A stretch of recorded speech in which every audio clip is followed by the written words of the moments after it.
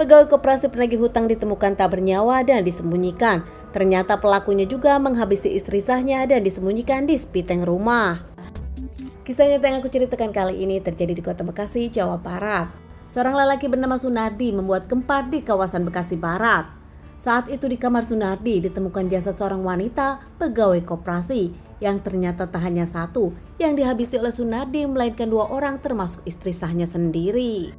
Fakta kasus yang terjadi ternyata adalah Sunardi seorang lelaki berusia 43 tahun, warga Cibarusah, Bekasi Barat. Sunardi sendiri bekerja sebagai kuli bangunan, sering di luar rumah karena dirinya bekerja proyek bangunan. Akan pulang saat dirinya selesai pekerjaan, Sunardi sendiri pernah menikah 2 kali. Di pernikahan pertamanya Sunardi menikah siri, namun di pernikahan kedua dirinya menikah resmi dengan janda asal Banyumas. Janda tersebut bernama Almaida berusia 51 tahun yang usianya jauh lebih tua dari Sunardi. Sunardi dengan Almaida sendiri menikah saat itu di kota Almaida di Banyumas. Pernikahan di awal baik-baik saja, namun ternyata usai menikah sang istri Almaida merasakan sang suami kerap KDRT. Sunardi kerap minum-minum, bahkan dirinya pun kerap berjudi dengan menggunakan uang sang istri Almaida. Saat tak ada uang, Sunardi pun kerap marah-marah dan menjual barang-barang yang ada di rumah Almaida. Hingga akhirnya karena tak bisa sabar lagi, Almaida pun lebih memilih pisah dengan Sunardi. Ogah ribut dengan sang suami Sunardi, akhirnya Almaida pun lebih memilih pergi meninggalkan rumah dan tinggal bersama anak dari pernikahan pertamanya.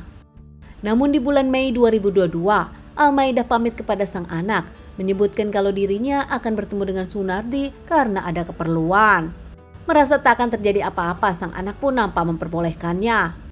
Namun hingga malam sang ibu pun nampak tak kunjung pulang. Saat sang anak menelpon, handphonenya pun tak aktif, tak bisa dihubungi. Mencari kemana-mana, bahkan mencari ke Sunardi, namun saat itu Sunardi mengungkapkan dirinya tak menemui Almaida. Kebingungan mencari sang ibu di mana hingga akhirnya melaporkan kepada pihak kepolisian. Pihak kepolisian pun sempat mencari kemana-mana, namun ternyata 2 tahun berlalu ibu Almaida pun tak pernah ditemukan. Buntutnya setelah 2 tahun berjalan, saat itu tepatnya di tanggal 3 Februari 2025, seorang wanita pegawai koperasi menagih hutang bernama Sri Pujiyanti. Sri berusia 22 tahun, dirinya bekerja di bank keliling. Dengan tugas menagih hutang, dirinya akan menagih hutang kepada Sunardi.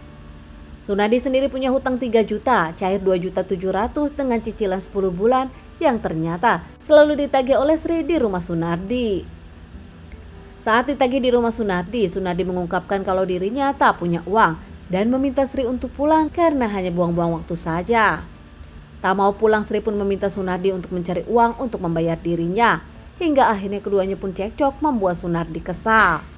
Merasa dipaksa untuk membayar, Sunardi pun akhirnya marah kepada Sri saat itu. Sri yang tak mau pergi akhirnya dicekik Sunardi dari belakang saat dirinya lengah. Bahkan cekikan Sunardi yang penuh kekuatan ini pun membuat Sri lemah hingga akhirnya Sri pun pingsan. Sunardi mengambil kain dan mengikatnya hingga akhirnya Sri pun tak bernyawa. Saat tahu Sri tak bernyawa, Sunardi pun menggeser jasad Sri ke dalam rumahnya untuk dihabisi.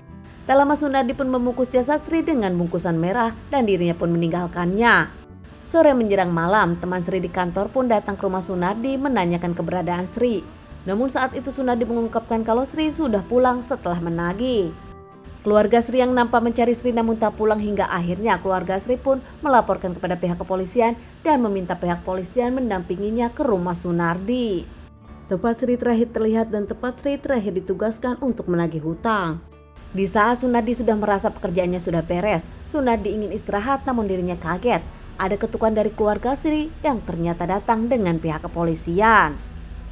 Karena mencurigakan, pihak kepolisian langsung menggeledah rumah Sunardi dan nampak kaget. Pihak kepolisian pun langsung menemukan jasad Sri yang sudah terbungkus kain merah di dalam kamar Sunardi. Sunardi saat itu mencoba kabur namun tak bisa diamankan langsung para warga oleh pihak kepolisian dan langsung dibawa ke polsek. Karena pemberitaan ini ramai, tampaknya Edi, anak dari Almaida, istri sah dari Sunardi yang menghilang, langsung lapor polisi. Pihak kepolisian pun langsung interogasi dan akhirnya Sunardi pun mengakui kalau dirinya menghabisi Almaida. Sunardi mengungkapkan dirinya menghabisi Almaida dan langsung dimasukkan ke spiteng rumah. Bahkan Sunardi pun mengungkapkan di awal jasad Sri pun akan dimasukkan ke spiteng dan yakin tak akan ada orang yang tahu.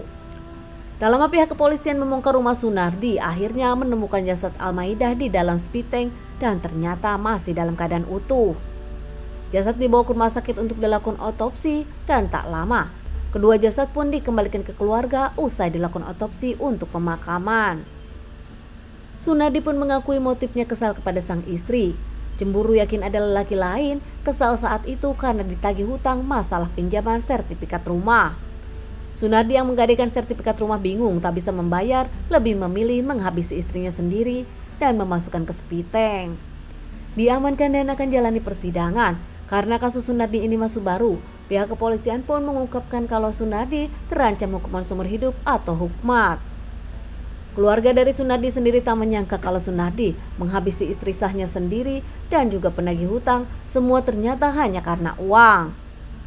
Teman-teman, sekian dulu bahasan kasus yang aku bawakan kali ini. Semoga ini bisa dijadikan pelajaran untuk kita dan ditunggu bahasan kasus-kasus selanjutnya.